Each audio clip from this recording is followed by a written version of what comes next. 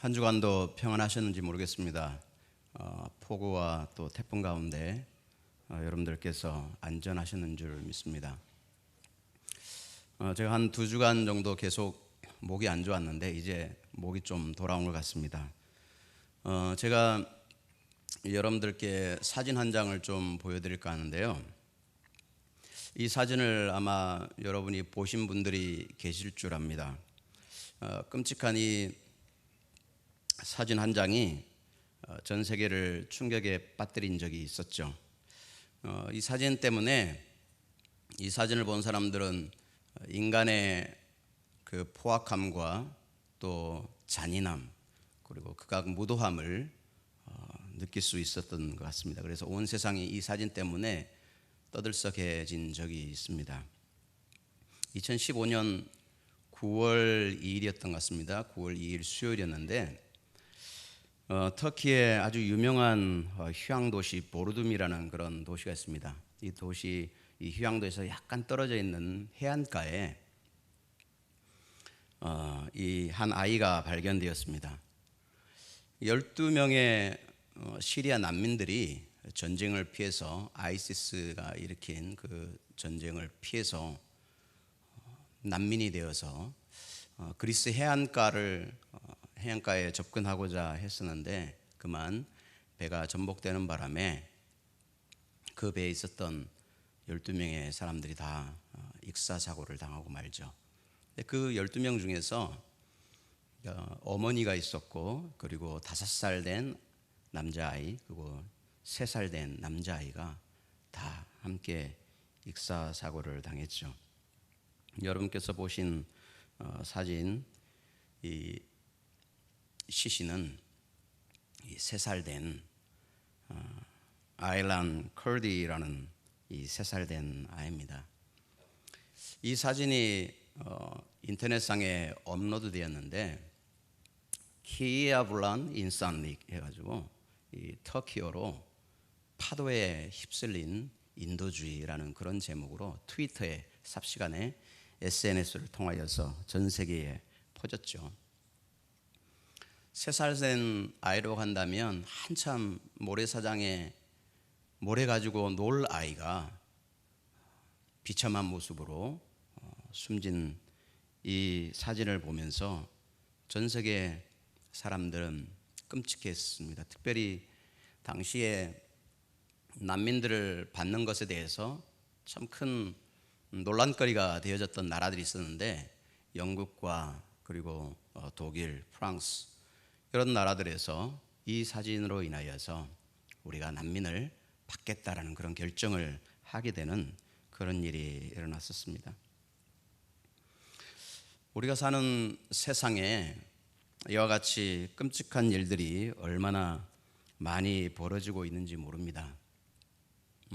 시리아뿐이겠습니까? 우리 한국도 우리가 살아가고 있는 이 땅 구석구석에 참으로 말로 표현할 수 없을 정도의 극악무도한 끔찍한 일들이 많이 일어나고 있습니다.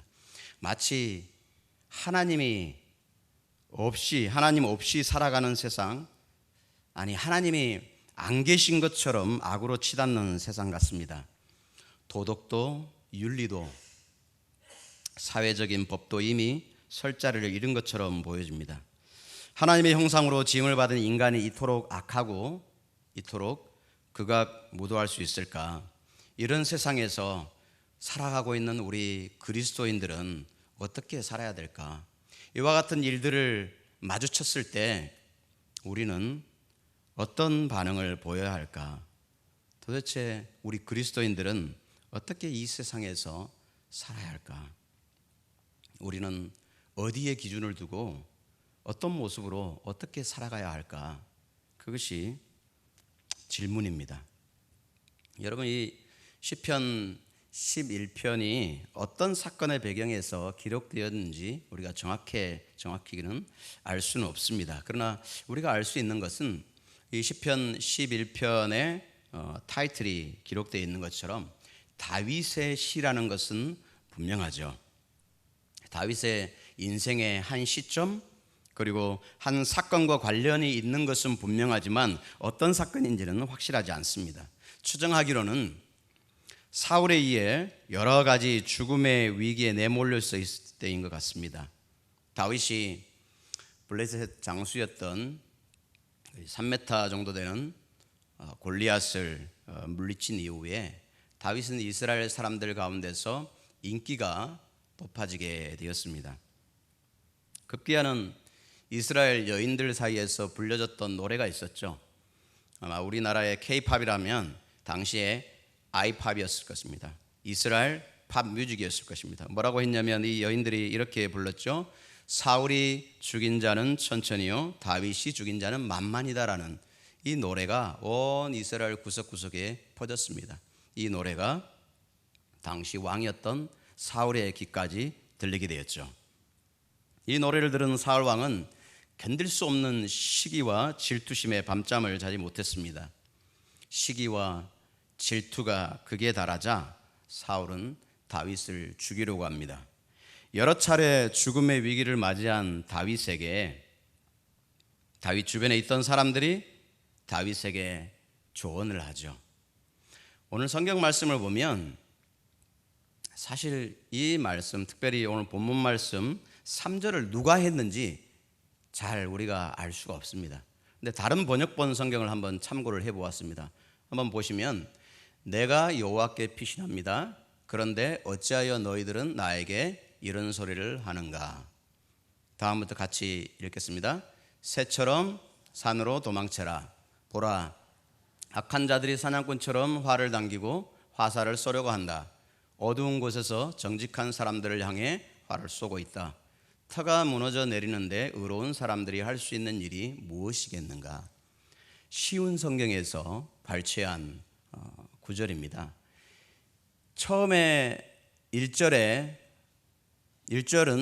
다윗이 이야기하는 것입니다. 그리고 나서 2절, 3절 말씀은 하나님께 피신하려고 하는, 하나님을 보호막으로 삼는 다윗을 향하여서 다윗 주변에 있었던 아마 신뢰할 만한 그의 친구들인지 혹은 그의 주변 사람들이 다윗을 향하여서 이야기하고 있는 것입니다. 특별히 터가 무너져 내리는데 의로운 사람들이 할 수 있는 일이 무엇이겠는가.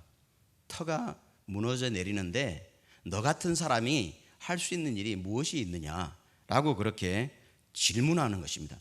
이 질문에 대한 반응이 이제 4절부터 쭉 이어지는데요. 다윗의 아마 친구들은 다윗을 걱정하는 마음으로 이런 조언을 했을 것입니다. 하지만 이 친구들의 조언은 다윗에게 전혀 도움이 되는 조언이 아니었던 것 같습니다. 터가 무너지면 의인이 무엇을 할 수 있는가? 아니, 터가 무너졌으니 의인이 할 수 있는 일이 무엇이 있느냐라고 이야기합니다. 친구들의 조언이 그럴듯해 보이지 않습니까? 세상을 둘러보아라. 지금 너가 처한 상황과 처지를 한번 생각해보고 주위를 한번 둘러보아라. 지금 너의 장인, 이 나라의 왕 사울이 너를 지금 죽이려고 혈안이 되어 있는데 너는 지금 새처럼 빨리 산으로 도망을 쳐도 살까 말까 한데 지금 뭐 하는 거냐? 지금 빨리 도망쳐라. 떠나라. 너의 지금 현재 서 있는 그곳에서 자리를 포기하고 떠나라 하라는 것입니다. 새처럼 산으로 도망쳐라. 이스라엘의 문화 속에서, 이스라엘 지리적인 영향 속에서 때때로 동굴을 그 피난처로 삼았던 히브리 사람들에게서는 새처럼 산으로 도망쳐라라는 이 표현은 너무나 설득력이 있었던 표현이죠. 다윗, 당신은 이제 더 이상 골리앗에 맞서서 싸우던 용사가 아니다. 이젠 살 곳을 찾아서 이 산 저 산 헤매면서 밤이슬을 맞으면서 이 동굴 저 동굴에서 생명을 연장해야 될 신세가 된 것이다 라고 다윗에게 이야기하고 있는 것입니다. 그러니까 빨리 도망쳐라입니다. 이 말을 들은 다윗이 지금이 도망쳐야 할 시점인지 아니면 자기가 남아 있어야 할 시점인지 고민이 되었던 것입니다.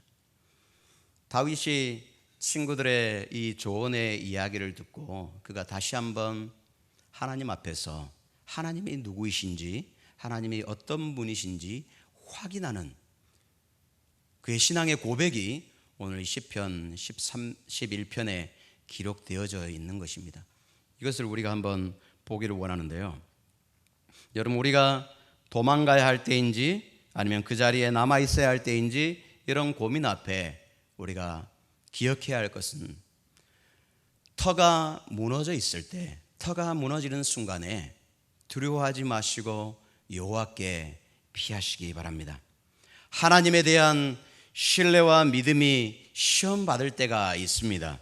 나의 믿음이 바람 앞에 등불처럼 힘없이 마구 흔들릴 때가 있습니다. 그때 다윗은 내가 여호와께 피하였거늘이라고 이야기합니다. 여기서 말하는 내가 여호와께 피하였거늘 라는 이 말씀은 내가 하나님을 신뢰합니다, 내가 주님을 믿습니다 라는 그런 표현과 동일한 표현입니다. 다른 성경 번역본에는 나는 주님을 신뢰한다라는 그런 표현으로 기록되어 있습니다. 터가 무너지면 그때 우리가 도망쳐야 될 때가 아니라 하나님을 의지하고 그분을 신뢰하고 우리 하나님을 나의 피난처로 삼기로 결단하는 이와 같은 다윗의 신앙의 고백을 우리가 읽을 수 있는 것입니다. 그런데 이 다윗 주변의 사람들이 나의 결심과 나의 결단에 대해서 의심이 들게 합니다.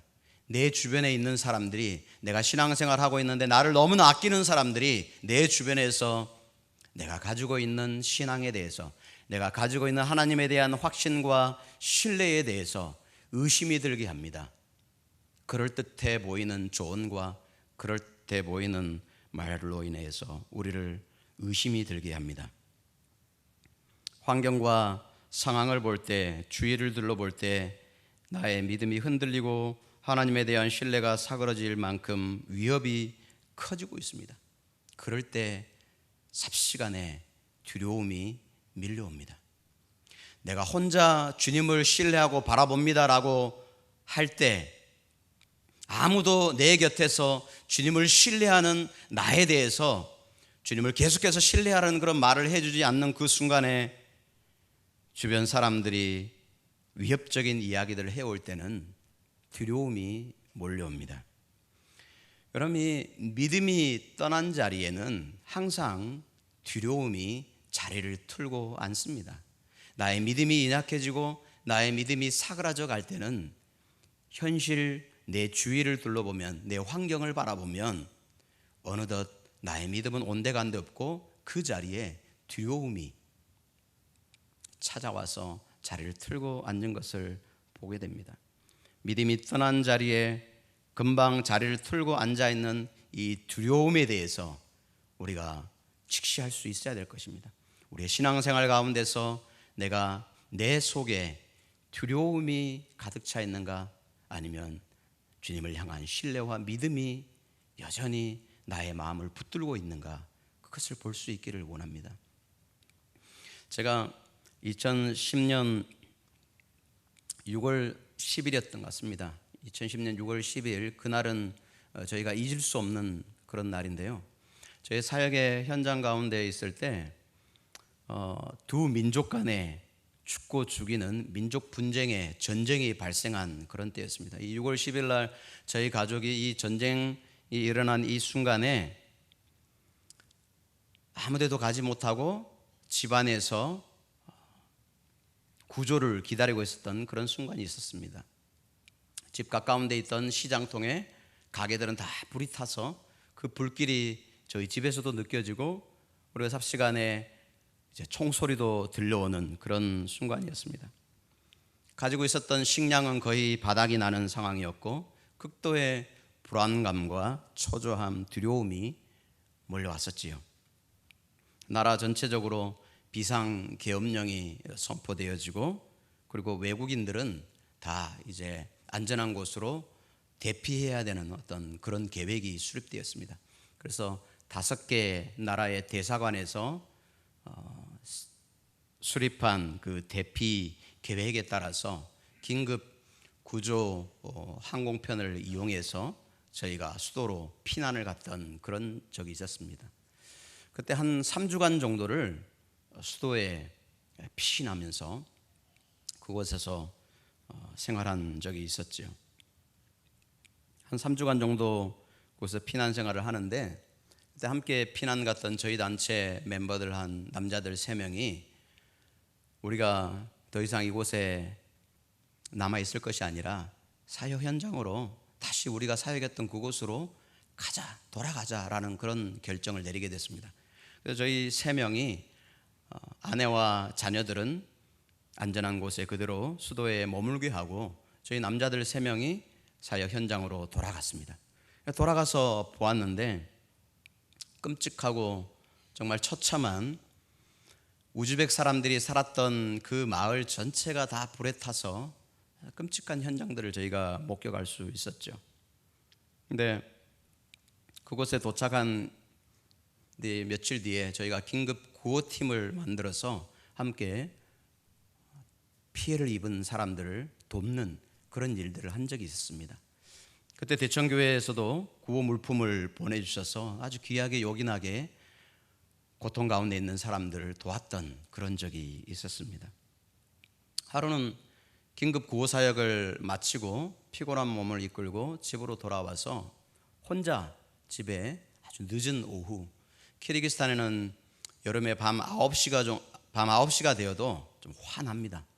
한 8시 반이 훌쩍 넘었는데 혼자 집에 머물러 있는데 갑자기 크게 대문을 두드리는 쾅쾅쾅 두드리는 소리가 들리기 시작했습니다. 그래서 이 시간에 누군가 싶어서 밖으로 나왔죠. 보니 방탄조끼를 입은 중무장한 군인들 한 10명이 저희 집 대문을 두드리고 있었던 것입니다. 이들이 저를 딱 보더니 긴장한 기색을 보이면서 누구냐, 너 어느 나라 사람이냐라고 그러는 거예요. 그리고 여권을 보여달라고 하는 거예요. 그래서 여권을 들고 와서 보여주었습니다. 비자도 그대로 있습니다. 여권에 있는 저의 모든 정보도 정확한 것을 알았습니다. 그럼에도 불구하고 이 군인 리더가 저에게 그렇게 얘기하는 겁니다. 너 지금 나랑 같이 9번 경찰서로 가야 될 것 같다. 어서 준비해서 9번 경찰서로 가자라고 그렇게 이야기하는 것입니다. 저희 현장에서 9번 경찰서로 가자라고 하는 것은 9번 경찰서는 대테러 전담반 그런 경찰서입니다. 대테러 전담반 그 9번 경찰서로 가면 추방 명령이 떨어지거나 아니면 비자 갱신에 어려움이 있습니다. 그래서 방 안으로 들어가서 주섬주섬 옷을 입고 이제 나오는 상황이었습니다. 갑자기 전화가 울렸습니다.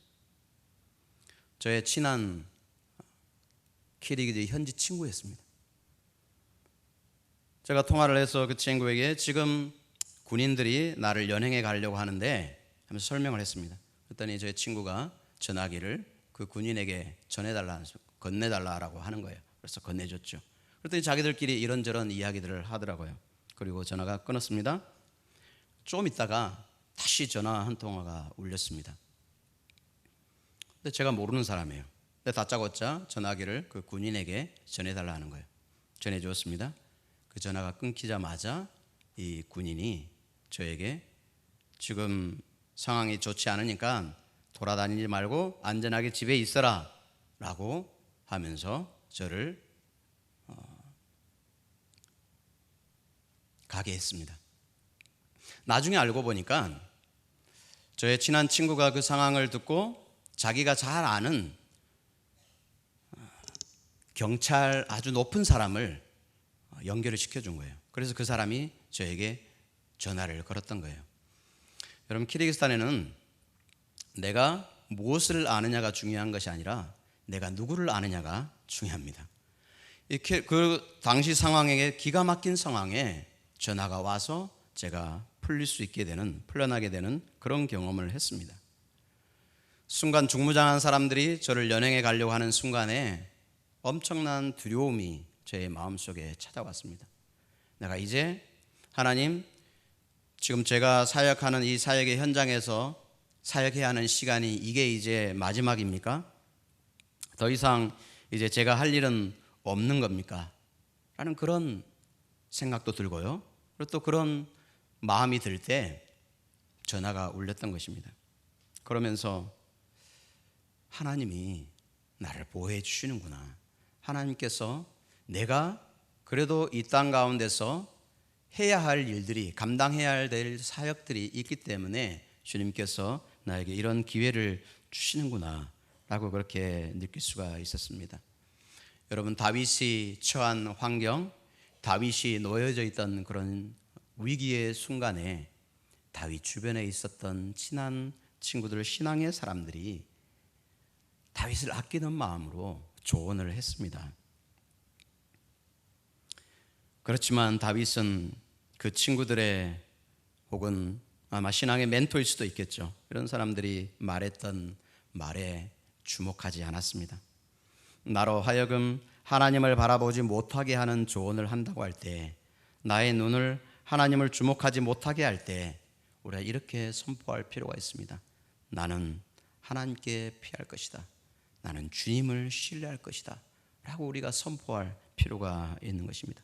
터가 무너졌을 때, 터가 무너진 상황에서는 우리가 그때는 하나님을 철저하게 의지해야 될 때고 하나님을 신뢰해야 될 때임을 기억하시기 바랍니다. 여러분, 다윗은 위기의 순간에 그가 처한 상황 가운데서 두려움이 몰려왔을 때 그는 하나님이 어떤 분이신지 그가 기억을 하고 하나님께로 돌아가고 하나님을 피난처로 삼았던 사람이었음을 우리가 기억할 수 있기를 원합니다. 4절부터 7절까지는 터가 무너지면 의인이 무엇을 할 수 있느냐. 여러분, 터가 무너진 때, 그때 하나님이 어떤 분이신지, 하나님이 누구이신지 기억하시기 바랍니다. 하나님이 누구신지에 대한 고백으로 먼저 보시면 4절 말씀에 여호와께서는 그의 성전에 계시고 여호와의 보좌는 하늘에 있으며 라고 이야기합니다. 여러분, 하나님이 어떤 분이십니까? 하나님은 성전에 계시는 분입니다. 하나님은 하나님의 성전에 계시고 주님의 보좌는 하늘에 있다라는 이 다윗의 고백을 우리가 주의 깊게 볼 필요가 있습니다. 내가 믿는 하나님이 어떤 분이십니까? 내가 신뢰하는 그 하나님이 누구입니까? 하나님은 성전에 계십니다. 하나님의 보좌는 하늘에 있습니다라는 고백은 우리 하나님의 임재와 주권이 지금 내가 머물고 있는 이 땅 가운데서, 내가 지금 경험하고 있는 두려움의 이 현실의 순간 앞에 하나님이 살아계시고 하나님이 여전히 이 세상 온 천지 만물을 주관하고 계시는 하나님이 계신다는 것을 기억했던 것입니다.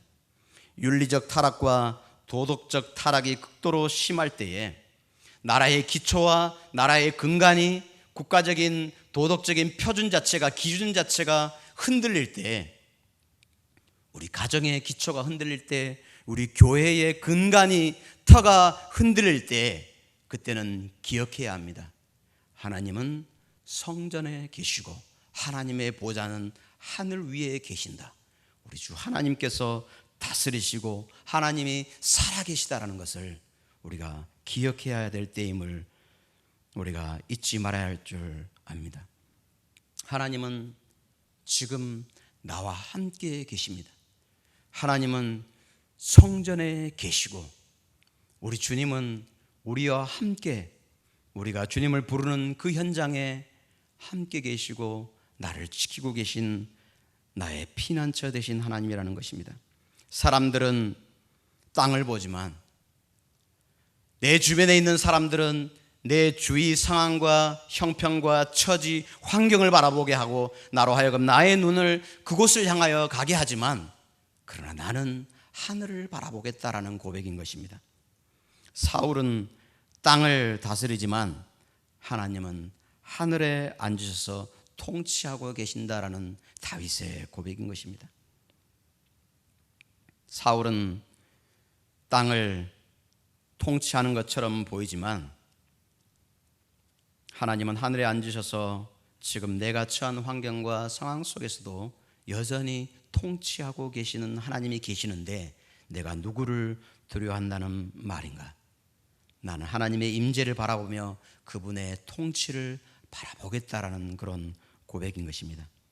여러분, 구약의 성전은, 구약의 성막은 철저하게 신약의 예수님 메시아를 상징하는 것입니다.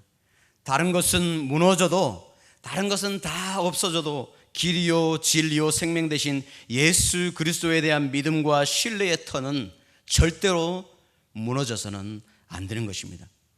고린도전서 3장 11절에 이 닦아둔 것 외에는 능히 다른 터를 닦아둘 자가 없으니 이 터는 예수 그리스도라.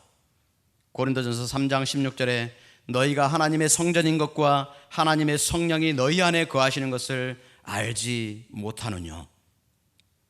그렇습니다. 예수 그리스도가 저와 여러분의 영원한 기초가 되십니다. 우리의 삶과 우리의 신앙의 터가 되며 유일한 기초가 되며 흔들리지 않는, 무너지지 않는 터가 바로 주 예수 그리스도라는 사실을 믿으시기를 바랍니다. 예수 그리스도를 더욱 깊이 알아가시기 바랍니다. 우리 주님이 다윗을 통하여서 우리에게 말씀하신 것은 하나님은 주의 성전에 계시며 라는 것은 예수 그리스도를 더 깊이, 그분의 임재 가운데 더 깊이 나아가는 것입니다.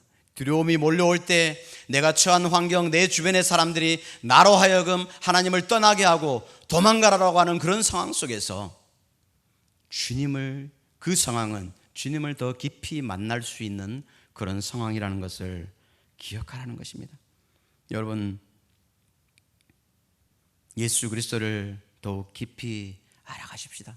그분을 더욱더 신뢰하는 자리로 나아가십시다. 예수님은 하나님의 본체이십니다. 그분은 근본 하나님의 본체이시나 하나님과 동등됨을 취할 것으로 여기지 아니하였습니다. 오히려 자기를 비워 종의 형체를 가져 사람들과 같이 되었고 사람의 모양으로 나타나셨으나 자기를 낮추시고 죽기까지 복종하셨으니 곧 십자가에 죽으신 분, 그분이 바로 우리 주 예수 그리스도이십니다. 예수님에 대한 신뢰와 믿음이 흔들립니까? 다시금 주님을 붙잡으시기 바랍니다.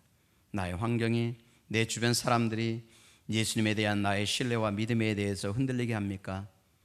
예수님을 믿더니 꼴이 그것이 뭐냐? 예수님을 믿는다고 하더니 그게 뭐냐? 그냥 포기해라, 도망가라, 믿음을 포기해라고 하는 그런 사람들이 나에게 그런 신앙의 도전을 해옵니까? 바로 다시금 그때가 우리의 믿음의 터를 굳게 세워야 할 때라는 것을 기억하시기 바랍니다. 여러분, 터가 무너지면 그때는 하나님께서 누구인지 기억해야 될 때인데, 터가 무너지면 의인이 무엇을 할 수 있느냐에 대한 다윗의 두 번째 응답은 하나님은 보고 계신다는 것입니다. 하나님께서 나를 보고 계신다는 것입니다. 그의 눈이 인생을 통촉하시고 그의 안목이 그들을 감찰하시도다. 여호와는 의인을 감찰하시고 하나님은 모든 것을 보고 계시는 분입니다. 하나님은 지금 내가 겪고 있는 위기와 어려움의 순간, 내가 흘리는 눈물까지도 우리 주님은 보고 계시는 분입니다. 하나님은 저와 여러분을 지켜보고 계십니다. 여러분들이 겪고 있는 환난과 고통과 아픔도 아시는 분이 우리 하나님이십니다. 사람들은 몰라줘도, 내 가까이에 있는 가족도, 친구도, 가까이 있는 신앙의 동지도 몰라줘도 우리 하나님은 알아주십니다. 하나님이 보고 계시고 다 아시는 분이라는, 나의 터가 무너져 있는 순간에는 바로 하나님, 그분이 다 아신다, 그분이 나를 주목하고 계신다라는 것을 기억해야 할 때인 것입니다. 5절과 6절 말씀 한번 보십시오. 악인과 폭력을 좋아하는 자를 마음에 미워하시도다. 악인에게 그물을 던지시리니 불과 유황과 태우는 바람이 그들의 잔에 소득이 되리로다. 여러분, 터가 무너지면 의인이 무엇을 할 수 있습니까? 라는 이 질문 앞에 하나님은 심판하시는 하나님이다라는 것을 기억하시기 바랍니다. 하나님은 결국 통치하시고 그분의 뜻 가운데서 그분의 다스림 속에서 심판하실 것이라는 것을 다윗이 기억하고 있는 것입니다. 하나님이 심판하시니까, 하나님께서 마지막 순간에 그분께서 다스릴 것이기 때문에 내가 지금 처한 상황과 형편 속에서 참고 견디고 인내하라는 것입니다. 주님이 해결해 주실 것을 바라보면서 인내하라는 것입니다. 마지막으로 터가 무너지면 의인이 무엇을 할 수 있습니까? 라는 이 질문 앞에 다윗은 하나님은 의로운 분이시다, 그리고 하나님은 정직한 자에게 하나님의 얼굴을 보여주시는 분이라는 것을 그가 고백하고 있는 것입니다. 7절 말씀에 여호와는 의로우사 의로운 일을 좋아하시나니 정직한 자는 그의 얼굴을 배우리로다 라고 기록하고 있습니다. 정직한 자는 그의 얼굴을 배우리로다. 이 말씀을 보면 민수기 6장 25절과 26절에 아론의 대제사장적인 기도가 떠오르게 합니다. 여호와는 그 얼굴로 내게 비추사 은혜 베푸시기를 원하며 여호와는 그 얼굴을 내게로 향하여 드사 평강 주시기를 원하노라. 사랑하는 성도 여러분, 우리로 하여금 하나님을 신뢰하지 못하게 하는 그런 상황 속에서 우리가 있다 할지라도 내 주변에 나와 함께 신앙생활하고 있는 정말 신실한 사람이 나에게 하나님을 신뢰하지 못하게 하고 하나님을 바라보는 그 눈을 흐려지게 만드는 그런 순간에 있다 할 때, 터가 무너진 그 현장에서 우리가 주님을 주목해 볼 수 있기를 원합니다. 주님을 다시 한번 신뢰할 수 있기를 원합니다. 내가 여호와께 피하였거늘, 내가 주님을 나의 보호자로 삼고 내가 주님을 나의 피난처로 삼았기 때문에 내가 그 신뢰를, 그 확신을, 그 믿음을 저버리지 않겠습니다라는 그 고백을 가지고 살아가는 저와 여러분 되시기를 예수님의 이름으로 부탁합니다. 기도하겠습니다. 하나님 아버지, 터가 무너지며 의인이 무엇을 할 수 있느냐라는 질문 앞에 다윗의 신앙의 고백을 우리가 살펴보았습니다. 하나님, 내가 지금 처한 상황과 환경과 형편을 바라보면 하나님이 아닌 참 두려움이 나의 마음속에 밀려들 때가 있지만, 하나님, 우리가 그럼에도 불구하고 주님을 바라보게 하옵소서. 주님을 나의 피난처로 삼고 주님을 나의 영원한 보호자로 삼고 주님을 나의 영원한 터로 삼고 예수 그리스도만이 나의 영원한 터가 된다는 것을 기억하고 주님 앞에서 신실하게 살아가는 우리 모두가 될 수 있도록 주님 축복하여 주옵소서. 예수 그리스도의 이름으로 기도하옵나이다. 아멘. 다 같이 일어나셔서 함께 찬양하겠습니다.